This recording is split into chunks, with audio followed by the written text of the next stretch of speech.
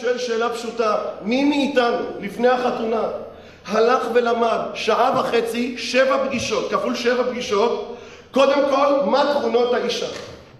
איך עובד מוח של אישה, במה היא לא יכולה להשתנות? מי למד את זה?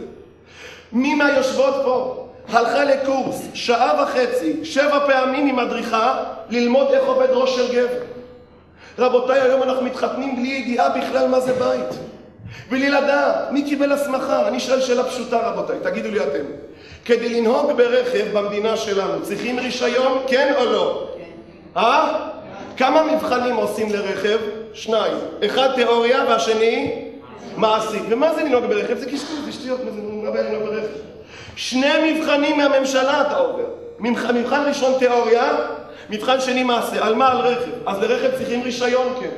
כדי להיות רופא ולתת אקמול, כדי לתת אנטיביוטיקה. כמה שנים לומד הרופא בפקולטה? 7 שנים כדי לקבל מרישיון רופא ולחתום לך על הרצפט. 7 שנים. כדי להיות מהנדס, לתכנן תקרה שלא תתמוטט. כמה לומדים בטכניון? כמה? לפחות 4-5 שנים לקבל מהנדס בניין. ולהיות עורך דין צריכים רישיון. אז בואו נסכם רבותיי. לנהוג ברכב צריכים רישיון, להיות רופא צריכים רישיון, להיות מהנדס צריכים רישיון, להיות עורך דין צריכים רישיון, ולהיות בעל? ולהיות בעל? מי נתן לנו רישיון? ולהיות אישה, ראיה, אמא, מי נתן לנו רישיון? להקים בית, מי נתן רישיון? וכאן רבותיי אני בא להצהרה הכי חשובה שלי.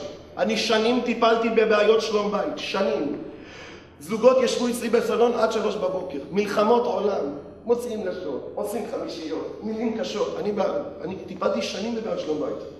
ורבותיי, אני אגיד לך מה המחקר שלי לפחות. לפחות המחקר שלי גילה, עוד לא פגשתי בעל רע, עוד לא נתקלתי באישה רעה. אין זוג לא מוצלח, יש זוג לא מודרך. על זה אני חושב.